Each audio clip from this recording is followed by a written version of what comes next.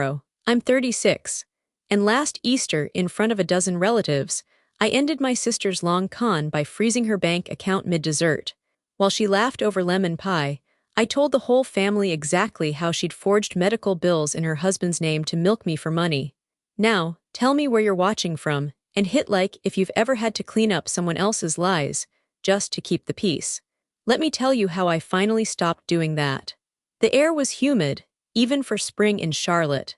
Inside my parents' restored colonial, the air conditioning hummed low under a symphony of clinking forks and polite chuckles. It was our family's annual welcome spring dinner, a tradition half as charming as it sounded. This year we had fresh tulips on the table and fresh drama in the kitchen. I had just complimented the lamb, my dad's pride and joy, when my sister Haley chimed in, louder than necessary. Must be nice to afford organic lamb every week when you get paid for playing on computers all day. Her voice sliced through the chatter like a knife through fondant. The room stalled. Forks paused midair. Even our cousin Owen, who usually couldn't be silenced unless he was chewing, blinked and glanced my way. I dabbed at my lips with the cloth napkin. I don't play on computers, I said calmly. But if you ever want help finding your own path, just ask. My voice didn't rise. It didn't need to. I saw her smirk twitch just slightly. Haley was my younger sister by 4 years and a freelance photographer, at least when she wasn't bartending to fill the gaps. She'd always hated that I made more money than her, but lately it had taken on a sharper edge, jealousy mixed with something meaner, entitlement. Mom cleared her throat. Well, Lindsay's worked very hard, she deserves everything she has. That didn't help. Oh, I know, Haley said sweetly. She's very good at reminding us all. The house, the car, the vacations, just one big humble brag all year long. I felt Aaron tense beside me. My husband's hand slid under the table, resting lightly on my knee. I didn't squeeze back, I didn't need reassurance, I needed clarity. Actually, I said, taking a sip of my wine, if anyone's curious about breaking into tech, I've helped 3 women in the neighborhood pivot careers. Happy to walk anyone through it. There it was. The offer, clean, genuine. Haley's eyes narrowed. So now you're a mentor? No, I smiled, just your sister. The silence after that wasn't awkward, it was electric. Haley shrugged like she hadn't heard me, then reached for the bread basket and muttered, some of us don't have husbands to fall back on. That hit harder than I let show. Aaron shifted in his seat, but I shook my head slightly. Not now. Haley's boyfriend Trevor was absent, as usual. And though she never said it outright, Haley resented that I had stability, both emotional and financial. She called Aaron too polished, and once told me I had a predictable marriage. Meanwhile, she was 2 years deep in a situationship that offered neither security nor affection. After dinner, when the dishes were being scraped and conversation had fractured into side chats, I caught her watching me from across the room. Her eyes were unreadable, but I'd seen that look before. She wanted something. And soon I would find out what it was. But for tonight, I just let the tension settle like dust on the good china. The next morning I texted Haley before I could second-guess myself. Me, want to grab brunch, just us? My treat, Haley *, sure. If you're buying, how could I say no? I chose our old spot, the rooftop cafe above the art gallery downtown. It had been our tradition once. Before things got sharp. Before her words started coming with edges. Charlotte's spring air was golden and just a little cool. The kind of morning that made you believe anything strained could still be fixed with warmth and a second cup of coffee. I got there first, ordered us lattes and a croissant to split, and claimed a table that overlooked the street below. She arrived 5 minutes late in oversized sunglasses, her camera bag slung crossbody, dressed in layers like she'd forgotten what season it was. Fancy place, she said, sliding into the chair across from me. Someone's bonus season must have hit. I gave a small laugh, not rising to it. Thought you liked this place. I did, she said, scanning the menu. Before they started charging $15 for toast. I smiled and said nothing, even as my chest tightened. I knew her defenses, sarcasm, deflection, always trying to make me the flashy one so she didn't have to look too closely at her own insecurities. We ordered. She asked for the cheapest thing on the menu, avocado toast, ironically, and a second latte, since you're paying. I waited until the server was out of earshot. Hey, I've been thinking, I said. You've got talent, Haley, real talent, but I looked at your website last week. It hasn't been updated since last fall. She raised an eyebrow, lips curling. You've been checking up on me. I was trying to help. I thought maybe we could sit down together, do a little rebrand, make it more searchable, set up a client intake form, stuff I know how to do. She blew on her coffee slowly. Here it comes, the unsolicited tech advice. It wasn't unsolicited, I asked you to brunch to talk. I thought you wanted to hang out, she said, eyes narrowing. Sister to sister, not get a lecture on my business. It's not a lecture, Haley, it's support. You've said before how hard it is to get steady clients. Because people don't want to pay for photography anymore unless you're a Kardashian or shoot weddings every weekend. That's why I want to help you pivot, build passive income, maybe offer editing presets, host an online class. God, listen to you, she cut in. Editing presets, online courses. I don't want to turn into one of your LinkedIn success stories. I flinched. I never said you had to be me. No, you just want me to use your magic tech fairy dust to clean up my messy artist life so I can impress mom and dad like you do. That was low. Our parents had always been gentle with both of us, but I knew she believed they looked at me like the gold standard. Maybe they did, but it wasn't because I asked them to. I sighed, watching her stir her drink like it had offended her. It wasn't charity, Haley. It was a sister trying to help. Same difference, she muttered, finally looking out over the edge of the terrace. We sat in silence for a while, the conversation cooling as quickly as the coffee. Below, people strolled the sidewalks, laughing, alive with the energy of spring. Up here it was quiet, like the air between us had been vacuum-sealed and left with too many years of unsaid things. After the check came and I paid, she stood, adjusting her bag. Thanks for brunch. Next time, maybe skip the business seminar. I just want things to be good between us, I said softly. Like they used to be. Her mouth twitched into a smile. Then maybe stop trying to fix me. She left without a hug. I sat for another minute, finishing the last of my coffee, staring at the lipstick print she left on the rim of her glass. Maybe I had pushed too hard. Maybe I should have just let her vent and paid for pancakes. But something in her tone, brushed with resentment, clipped with defense, it lingered in my chest. She didn't want help, not from me, maybe not from anyone. As I stood to leave, a light breeze caught the edge of a folded flyer tucked under a sugar packet on the table. A photography exhibit, local artists, applications open. I pocketed it on impulse, just in case she changed her mind. That evening, after traffic gave me too much time to think, I stepped into my condo and kicked off my heels in practiced silence. The space welcomed me in the way homes do when no one else lives there. Tidy, cool, still holding onto the day's filtered light. My place sits on the 10th floor of a sleek building near Uptown Charlotte, 2 bedrooms, open layout, modern everything. It's not huge, but it's mine. Every clean surface, every quiet corner, every cushion arranged just how I left it. I dropped my bag by the kitchen counter and moved toward the bookshelf in the hallway. I wasn't looking for anything. I just needed to touch something old. My hand grazed a dusty frame. I pulled it down gently. The photo inside was faded, sun-bleached around the corners. It was the two of us, Haley and me, on Grandma June's porch. We were maybe 10 and 6. She had us each holding an envelope, smiling like we were about to buy candy, not sit through a budgeting lesson. I sank into the sofa, the picture still in my hand. Do you remember this, Grandma? I whispered into the quiet. Because I do. Grandma June was a retired math teacher who didn't believe in allowances. She believed in structure. We'd visit her every other summer, and the first morning she'd sit us at the kitchen table with a bowl of oatmeal and 3 envelopes each, spending, saving, giving. I loved it. The logic. The order. The promise that if you planned well, life rewarded you. That money wasn't magic, it was math. Haley, she hated it. I'm not stuffing paper into envelopes like some old lady at a church bake sale, she had whined once, pushing hers aside. Planning is for people with no spark. No spark. That phrase always stuck. She wanted adventure, chaos, to live in the moment. I used to admire that about her. Now I wasn't so sure. The thing about people who chase spark over structure is, they don't always notice who's paying for the matches. I traced the edge of the photo with my thumb. Back then she was this wild little blur of motion and curls, already deciding rules weren't for her. I thought we'd grow up and meet somewhere in the middle, me with a little more whimsy, her with a little more discipline. But here we were, decades later. I was still building budgets. She was still chasing escape. And now she was accusing me of trying to fix her. I rested the frame on the coffee table. next to a half-finished candle and the unread finance book I'd picked up weeks ago. The apartment was quiet, but my thoughts weren't. I couldn't shake something from earlier, how she'd bristled when I mentioned her website. Her tone, her body language, not just defensive, cornered like she was hiding something.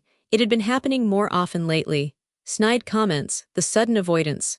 And then this cold brunch, right after that dinner blow-up. Something didn't sit right. I walked over to my laptop, opened it, and typed her name into the search bar. Her photography site still hadn't changed. Her latest shoot was from a festival last fall. No blog updates. No new portfolio work. Nothing about pricing or bookings. For someone who claimed to be swamped with side gigs, her digital presence was eerily still. Then again, maybe that's just Haley being Haley, flying by the seat of her pants, refusing to play the game. I clicked away from the page. This wasn't my business. Except, she'd made it my business by throwing my job, my life, my choices in my face over lamb and lattes. And I had this gnawing feeling that her bitterness wasn't just envy, it was deflection. It felt like something else was going on, something bigger. Aaron came home a little after 7, dropping his bag by the door. "Hey," he said, kissing my forehead. "You okay?" "Yeah," I nodded too quickly. "I mean, I had brunch with Haley, so you know." "That bad?" "Not terrible, but not great. She thinks I'm trying to fix her." He gave me a look. "Were you?" I offered to help her with her website. She snapped, said I was being condescending. Aaron didn't respond immediately. He walked to the fridge, poured himself a glass of water, then leaned on the counter. "You weren't trying to fix her," he said gently, "but you were trying to help on your terms. She probably doesn't see the difference." I chewed on that for a second. "Maybe," I said, "but there's something else, I don't know. It's like she's hiding something. She's been weirdly cagey lately." Aaron tilted his head. "Weird how?" I hesitated. "Just avoidant, defensive, snapping at any question that sounds like concern." He shrugged. "Could be pride, could be shame, could be both." I nodded. The last bit lingered, could be both. The breeze outside picked up, ruffling the curtains. The condo glowed with the last pink streaks of daylight. As I sat back down, the photo still on the table beside me, I realized something unsettling. Every time Haley got into a mess, someone bailaid her out. And lately, I hadn't heard her mention Trevor once. A week passed. Quiet, too quiet. Then my phone rang. It was Haley. I almost didn't answer. After brunch, I'd given her space on purpose. But something about the timing, Sunday evening just after 6, made my stomach tighten before I even swiped. "Hey," I said softly. There was a pause, then a shaky inhale. "Linz, I didn't know who else to call." My grip tightened on the phone. "What's wrong?" Another breath, thinner this time. "It's Trevor." That name again, the one that had been absent for weeks. "What about him?" I asked, already moving to the couch, bracing myself. He's sick," she said, voice cracking. "Like really sick." I sat down hard. "What do you mean sick?" "They found something, a condition. It's complicated." She rushed the words, like if she slowed down, she'd fall apart. "He needs treatment, ongoing, and insurance is barely covering anything." I closed my eyes. Images raced through my mind, hospital rooms, monitors, fear. "Haley, why didn't you tell me sooner?" "I didn't want to," she snapped, then softened immediately. "I mean, I didn't want to burden you. You already think I'm a mess." "I never said that." "You don't have to," she whispered. "I hear it anyway." There it was. That old wound, bleeding through everything. "Okay," I said carefully. "Slow down, what kind of treatment?" "Specialists, therapy, meds, out-of-network stuff." Her voice wobbled again. "It's thousands, Lindsay, and I can't keep up, I'm drowning." The word hit me square in the chest. Drowning. I stood and paced, the city lights outside my window blurring as emotion took over logic. This was my sister. Whatever our tension, whatever the jealousy, she was scared. "How much?" I asked. She hesitated. "Don't even know the full total yet, but the first few months alone, I don't know how we're going to do it." There it was, the unspoken ask. "I can help," I said before Aaron could catch my eye and caution me otherwise. "You what?" Her voice sharpened in disbelief. "I can set up monthly transfers just until things stabilize." There was silence, then a soft, broken sound, half sob, half laugh. "I knew you'd say that," she said. "I didn't want to rely on you, but I don't have anyone else." My heart clenched. "You do, you have me." When the call ended, I stood still for a moment, phone pressed to my chest, as if that could steady the rush of feeling. Aaron had been watching from the kitchen doorway. "You okay?" he asked. "Trevor's sick," I said. "She says the treatments aren't covered." He didn't respond immediately. He walked over, sat beside me. And I told her I'd help. He exhaled slowly. Of course you did. I opened my banking app, fingers already moving. I'll set it up recurring, that way she doesn't have to ask every month. Aaron watched the screen. How much? I named the number. His eyebrows lifted just slightly. That's generous.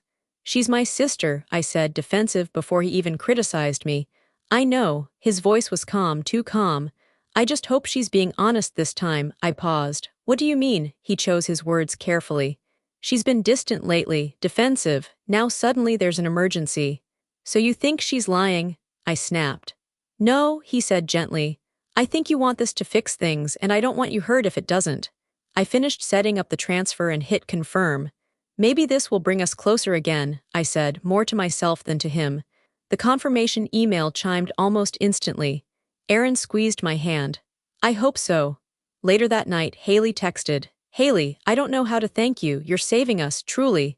I stared at the words for a long time. Saving us. Hope flickered in my chest, fragile but warm. Maybe this was the moment things shifted. Maybe generosity, real generosity, not advice or fixes, was what she needed from me all along. As I set my phone down, I ignored the quiet voice in the back of my mind, the one asking why I hadn't heard Trevor's voice at all. The payments went out on the first of each month like clockwork. No thank you messages anymore. Not after the second month. But Haley didn't ask for more either, so I took that as a good sign. Maybe she was finally catching her breath. I tried to check in every so often, nothing dramatic, just small, sisterly things. A forwarded meme. A hey, how's Trevor holding up? Or let me know if you want to get coffee this week. Her replies were always the same. Haley, busy. Maybe next week. Haley, sorry, crazy day. Hope you're good though. Haley, Trevor's wiped. We're laying low this weekend. I didn't press. People deal with stress in different ways. She'd show up when she could, or so I told myself. Aaron started saying less about it. He'd see me reading one of her two-word texts and raise his eyebrows, but he never said, I told you so. He didn't need to. The cookout came in early June. Dad's backyard, burgers, cold drinks, and mismatched chairs dragged into a wide circle under the oaks. Everyone was there, cousins, uncles, even Aunt Mel, who usually skipped family things unless there was brisket involved. Haley arrived nearly an hour late. She wore huge sunglasses and a flowy sundress, laughing at something on her phone. She barely made eye contact when she hugged me. Hey Linz, she said, then floated toward the food table like she hadn't been dodging me for weeks. Trevor followed behind her, carrying a cooler. He looked fine, healthy, even. He gave a few side hugs, joked with Uncle Scott about baseball, and then started helping Dad with the grill like it was any other summer. I stood there, frozen with a paper plate in my hand, watching him lift a propane tank with zero hesitation. His treatments must be working, I said quietly to Aaron.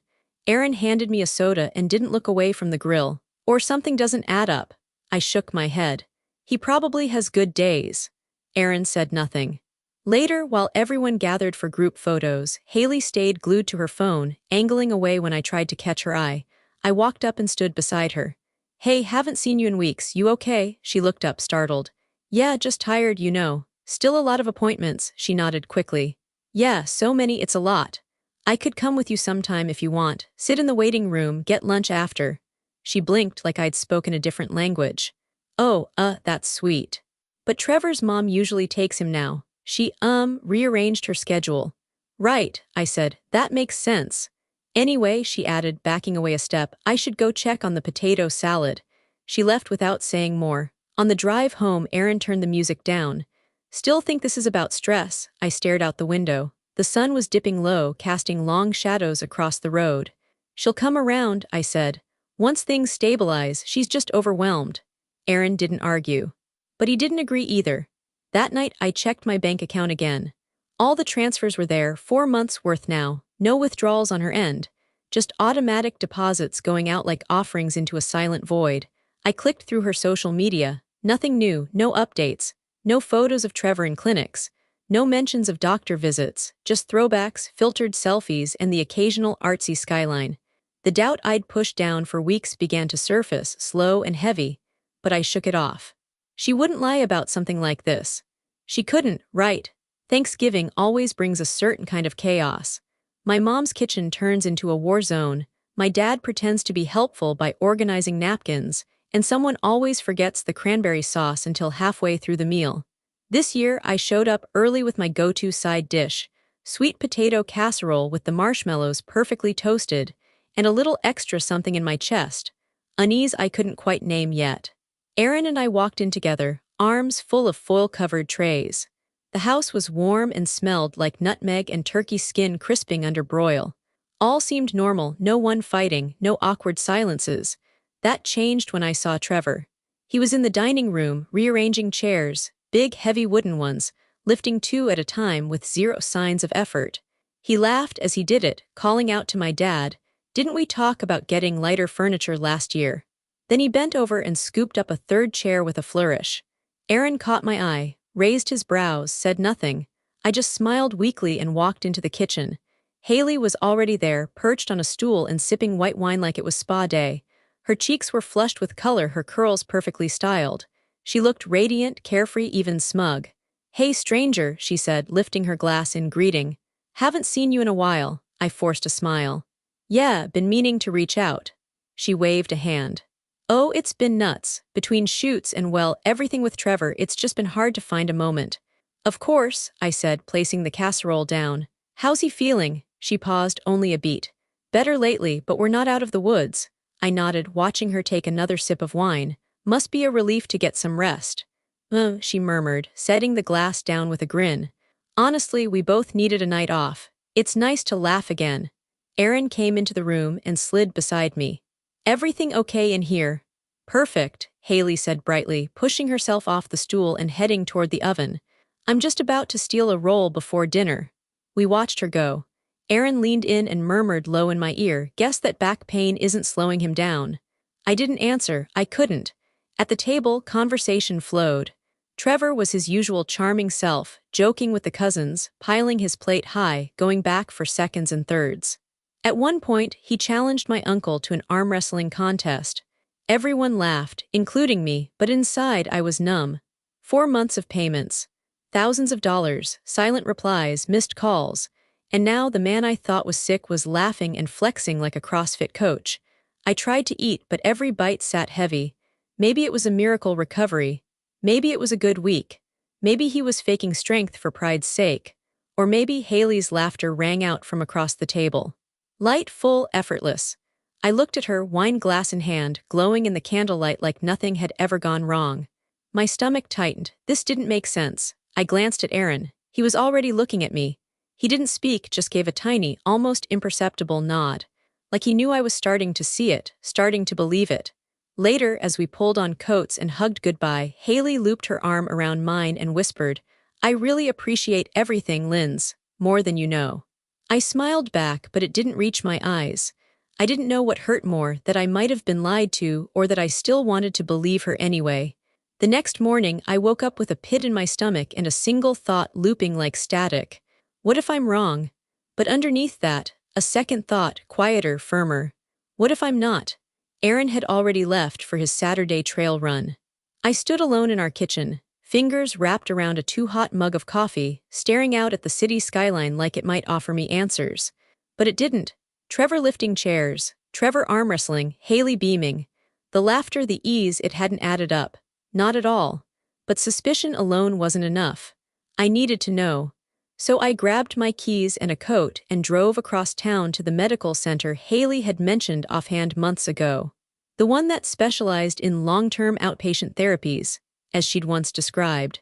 The parking lot was half full. I parked far from the entrance, my heartbeat already quickening with every step I took toward the sliding glass doors. Inside, the lobby was quiet, the kind of sterile calm that made every footstep sound louder. The front desk was staffed by a woman in cheerful scrubs, tapping away at her computer. I approached slowly, my hands tucked into the pockets of my coat. "Hi," I said, forcing a polite smile. "I'm trying to check on a family member's care schedule. I'm not looking for anything confidential, I just need to confirm that they're receiving treatment here." She looked up, smile pleasant but practiced. "Are you listed on their file as next of kin or caregiver?" "No, I'm not. But I've been financially supporting some of the treatment, and I'd just like to confirm that it's happening." Her brows lifted slightly, but she nodded. "What's the patient's name?" "Trevor Lawton." She turned to the screen and began typing. I stood there, breath shallow, eyes flicking across the waiting room. A man in a wheelchair was reading a newspaper. A nurse pushed a cart of wrapped supplies down the hall. It all looked so normal, so routine. After a minute, the woman frowned slightly. How do you spell the last name? Lawton, she typed again, clicked once more. Then looked up at me with that kind of apologetic professionalism you only learn after working with the public for too long. I'm sorry, ma'am, we don't have anyone by that name receiving care here. Not now, not in the past 6 months. I blinked. Are you sure? She nodded. Positive. I even searched by first name and a few variations just in case. I opened my mouth, closed it, then tried again. Could he be using another clinic attached to this hospital system? Possible, but we would still see a record of intake or transfer. I can check the entire network if you'd like. Yes, please. She turned back to the screen. My palms were sweating now, pressed deep into my coat. I already knew what was coming, but I needed her to say it again. Another few keystrokes, another pause. No one by that name across our facilities, she confirmed. Sorry. I nodded slowly, not trusting my voice. Thanks, I said, barely above a whisper. That's all I needed. I turned and walked out, the sliding doors parting with a hiss behind me. Outside, the morning was crisp, sun cutting low across the lot, and I just stood there for a moment, letting it hit me, letting the chill cut through my sleeves. Trevor hadn't been here, not once. He hadn't been in any treatment, not under his name. My hands shook as I pulled my phone from my coat, opening my banking app and staring at the outgoing transfers. The money, the trust. All of it automatic and silent, month after month. My stomach twisted, not from heartbreak, but from the recognition that this wasn't just avoidance, it was deception. I slid into my car and closed the door but didn't start the engine right away. I sat there, gripping the wheel, trying to keep my breathing steady as the truth crashed over me in waves. I'd been played, not once, not on accident, on purpose, by my own sister. That night, I sat at the dining table in near darkness, the only light coming from the flicker of our stove clock, and the city glow bleeding through the windows. My laptop lay open in front of me, tabs pulled up for medical centers, therapy clinics, financial tracking apps, a digital paper trail of absence. Aaron came home around 8, tossing his gym bag by the door. His hair was damp from the shower at the rec center, his expression relaxed. That peaceful ease in his face struck me like a slap. Hey, he said, unzipping his jacket. You already eat? No, I answered flatly. I went to the hospital today. He paused mid-step. Which hospital? The one where Haley said Trevor was getting treatment. Aaron didn't respond, but his posture shifted, shoulders straightening slightly, a tell I recognized too well. I closed the laptop with a soft click. They've never heard of him, not there, not anywhere in the network. He blinked, eyebrows lifting. Wait, what? There's no record. No appointments, no intake, no treatment. Aaron walked slowly toward the table, sitting across from me like I was a fragile object. Are you sure? I had the woman at the desk check everything, even alternative spellings, nothing. He rubbed the back of his neck, eyes narrowing with thought. That's strange. I leaned forward, locking eyes with him. You've talked to Trevor, you've seen him. What did he tell you he was being treated for? Aaron looked caught. His brow furrowed. I didn't really ask for details. Yes, you did, I insisted. That night, remember, when we first started the payments, you said, let's hope she's being honest this time. You already had doubts, so what did you think he was dealing with? He swallowed. I thought, I don't know, maybe mental health stuff, PTSD maybe, something he didn't want to talk about. My voice turned sharp. Mental health, Haley said he needed physical treatments. Multiple, expensive, not covered by insurance. Aaron stared at me blankly. She never told me that, not in those words.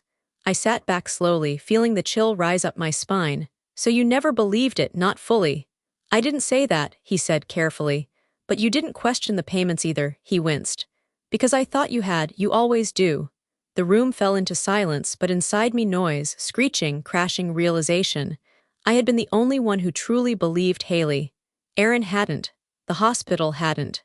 Trevor hadn't said a word, I'd been lied to, and everyone else had simply stepped aside.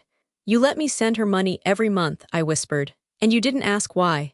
I trusted you to ask, he said. I didn't think I needed to. I stared at him, but all I could see was the void. The space where trust used to be, not just in Haley but in myself. My ability to tell truth from manipulation. They hadn't just taken my money, they'd taken my belief. The next morning, I woke up with a clarity that felt mechanical. Like someone had flipped a switch inside me. I wasn't angry, not yet. I was operational, focused. Trevor, I needed to talk to Trevor. Haley had spent months keeping us apart, painting him as fragile, exhausted, in constant treatment. But last night I saw him, lifting chairs, eating thirds, laughing like a man who had no idea his body was supposedly betraying him. So I texted him. Hey, could we meet for coffee? I'm sorting through insurance paperwork and some things aren't adding up. Just need a couple minutes to clarify. His reply came 8 minutes later. Trevor, sure, what's up? I can swing by Deacon's Cafe after work around 10. That okay? Deacon's was quiet on weekdays, tucked behind a bookstore and always half-lit like it was running on moody introspection. Perfect. When I arrived, I ordered a black coffee and chose a two-top near the window. I laid out my laptop, a folder with printouts, and tried to keep my breathing even. Trevor showed up right on time, wearing a hoodie and jeans, greeting me with a cheerful, "Hey, Linz," like this was a casual catch-up. He sat down across from me, pulling his own coffee from the to-go line. So what's the insurance thing about? I looked at him for a long second before speaking. You know I've been helping Haley financially, right? He blinked. Yeah, I think she mentioned it once. Something about a work grant. I tilted my head. A work grant, he nodded slowly. She said it was from your company, a sort of freelance stimulus fund, like a family assistance initiative or something. My heart thudded. Trevor, she told me you were sick. His expression blanked. What? She said you needed treatment, not covered by insurance, for a serious condition, that it was thousands out of pocket. He stared at me, processing. No, Lindsay, I'm not sick. I didn't move. Not even a little. No. I mean, I've had back pain sometimes, but nothing major, no specialists, no treatment. I didn't know she told you that. I reached slowly into my folder and pulled out the bank statements. I slid them across the table, tapping on the monthly transfers.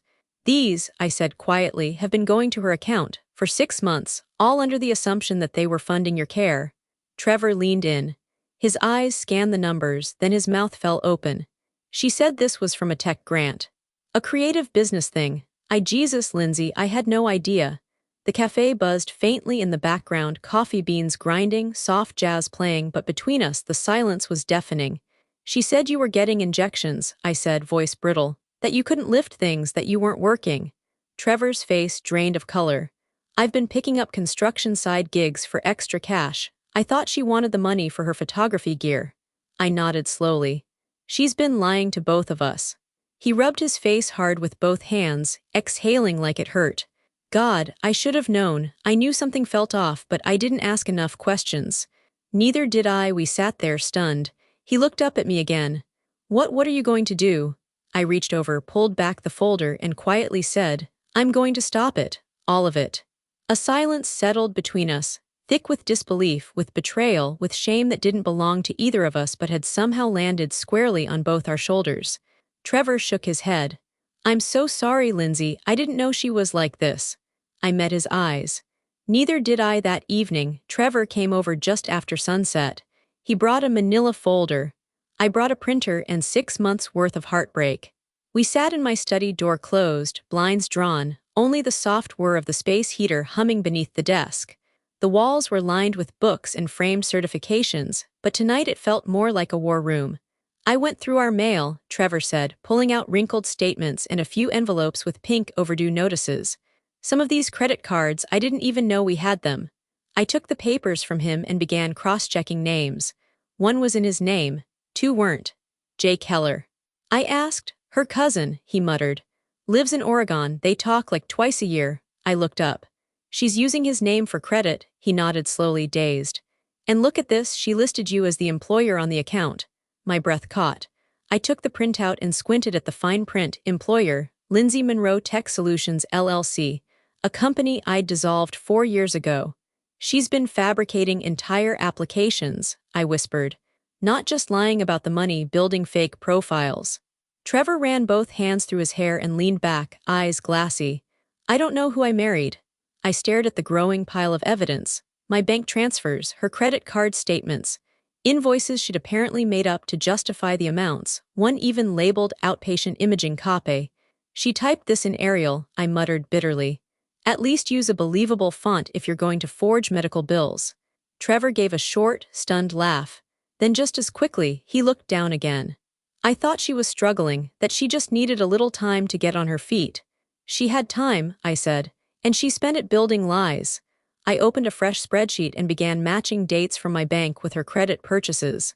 Look at this, my payment went out on June 1st. She bought a designer handbag on June 3rd. He flinched. I kept going. And this one, July 1st payment. Spa package on the 5th. VIP concert tickets a week later. All while telling me you were too weak to get out of bed. Trevor closed his eyes. I didn't even go to that concert. She said it was a friend's birthday. She was using your health as her cover. She counted on both of us to stay quiet, me out of guilt, you out of trust. I pressed print again. Pages spilled out, statements, screenshots, false documents. She didn't just take advantage of me, I said quietly. She made me part of it. Trevor nodded, swallowing hard. What are you going to do? I stood up slowly and stacked the papers into a thick file. I'm cutting her off, financially, completely, the bank's being notified first thing tomorrow. Trevor's voice was barely audible. Are you going to tell her? I looked at him. No, I'm going to show her. A silence settled between us, less stunned now, more resolved. There was still grief in the air, yes, but it had started to transform. Into purpose. Into something cold and sharp and necessary. Trevor stood, tucking his hands into his jacket pockets. I guess I'll be hearing from her when she finds out. Probably, I said. But this time she won't be hearing from me alone. He met my eyes, nodding. As he left, I looked down at the folder in my hands, the one filled with every lie she'd told, every receipt of my misplaced faith. Tomorrow, the truth would arrive on her doorstep. And it would not be gentle. Sunday dinner at Mom and Dad's was Haley's idea this time. A family reset, she called it in the group text. She even used a heart emoji. I didn't reply, but I showed up, so did Trevor. When I walked in with Aaron, the first thing I saw was Haley out front, laughing next to her shiny new SUV. It was fire red, the kind that demands attention, parked at an angle like it owned the driveway. I hadn't seen that car before. Inside, the dining room looked picture perfect. Plated salads already set, candles lit, wine poured. Haley floated from chair to chair like the hostess of the year, cheeks flushed and eyes glittering with something that wasn't joy. Performance. I waited, patiently, through the appetizers, through the story she told about a crazy client who hadn't paid her on time, which she punctuated with loud, exaggerated sighs.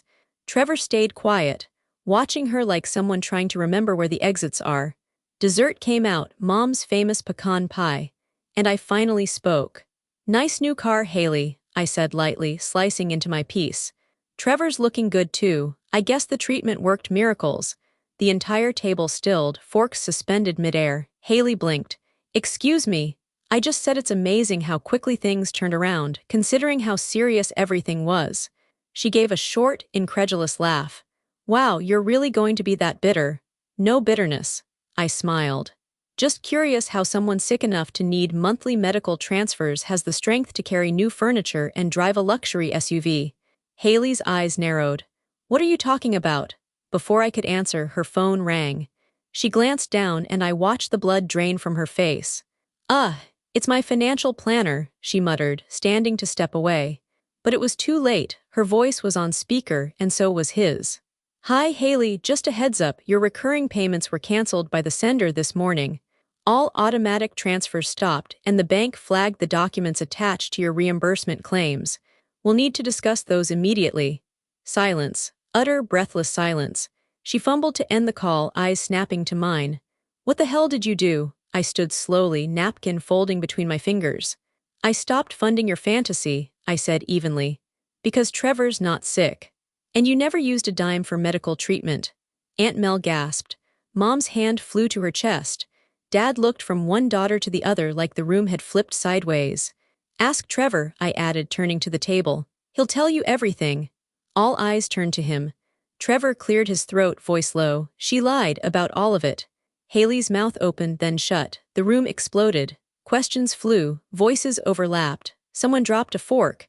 My mother looked like she might cry, and I sat back down, calm, steady, because the truth had finally detonated, and I hadn't raised my voice once. In the days that followed, the group chat was eerily silent. No memes, no family updates, no pie recipes, just a shared sense of whiplash and the echo of Haley's unraveling. Mom called me first. Her voice was soft like she was stepping around glass. Was it really all fake, Lindsay? I wanted to cushion the blow, but I couldn't anymore. Yes, I said, all of it. There was a pause. Then a quiet, I'm sorry you had to carry that alone. It wasn't just mine to carry anymore. Haley tried to go silent at first, but too many questions had been asked. Too many eyes had turned toward her with expectation. Her lies had spilled beyond me and Trevor. They had become a debt she owed the whole family. And soon it came to light. She'd maxed out 2 credit cards, leased the SUV under false income reports, and even listed me as a business partner on a fake grant application. When I confronted her with the documents, privately, this time, she didn't fight. She just looked tired, hollow. They liked me better when I was struggling, she mumbled. So I gave them a version of me to fix. No, I said calmly. You gave them a lie to clean up. She had to sell the car. Her financial advisor dropped her. The family demanded transparency, and Haley was finally forced to admit, in a shaky, email-wide apology, that she had manipulated all of us. I was scared and I got selfish, she wrote. I thought I could control the fallout. I was wrong. Trevor packed a bag the same day she sent it. He moved in with his brother temporarily, saying he needed space to think without fiction in the air. I couldn't blame him. He texted me once simply, "Thank you for pulling the curtain back. I'm sorry it took me this long to see her." I replied, we both wanted to believe her. That's not weakness. It's love, she just didn't return it. Around us, the family began to mend, not by sweeping it under the rug, but by calling things what they were. Aunt Mel asked me for a budgeting spreadsheet. My dad asked Trevor to help build a firewood shed. Even Mom, still aching with disbelief, invited both of us over for tea and made a point to say, I know you always meant well. We were finally done pretending. Haley didn't show up to the next family dinner, but no one seemed surprised. No one asked where she was. And for the first time in a long time, there was no elephant in the room, just people showing up honestly, like I always had. 1 year later, my apartment smelled like cinnamon, rosemary, and the faint sweetness of baked pears cooling on the counter. The lights were soft, the music low, and the dining table, set with mismatched china and linen napkins, was surrounded by people who had stayed. Aaron uncorked the wine, my mom folded napkins into perfect little triangles, and Trevor stood by the window, holding a mug of cider and chatting with my cousin Jaden about starting fresh in Colorado. The room pulsed with warmth, not from the heater, but from the quiet knowing between all of us, that we had made it through something. I caught Trevor's eye across the table.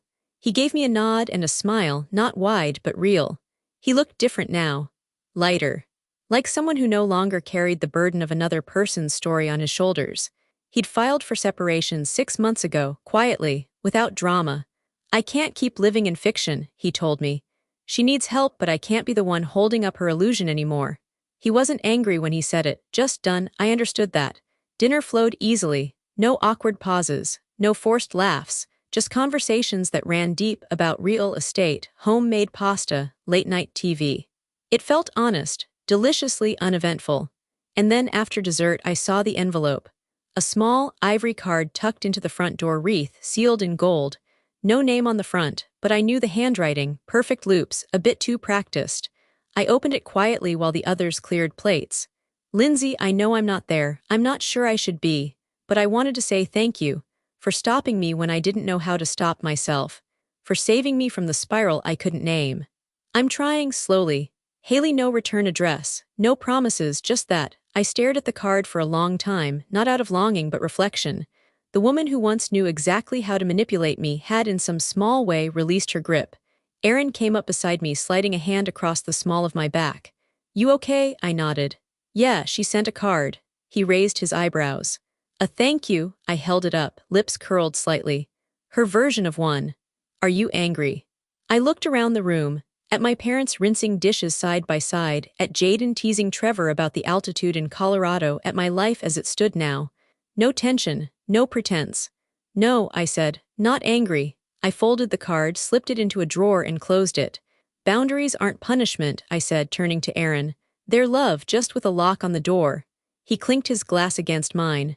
To love with locks, he said. To truth that costs, I replied. But buys us peace.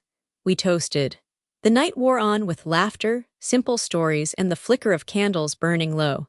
Outside, snow dusted the windows. Inside, I felt warm centered. Because for the first time in a long time, the only people in my life were the ones who had earned a seat at the table. That was the end of my story. When Trevor packed his bags and walked away from Haley after learning the truth, he didn't yell, didn't seek revenge. He just quietly chose self-respect over loyalty to someone who manipulated him. Did he do the right thing, or should he have stayed and helped her change? Tell me what you would have done in the comments. And if this story hit you somewhere real, don't forget to like and subscribe. I've got more to share.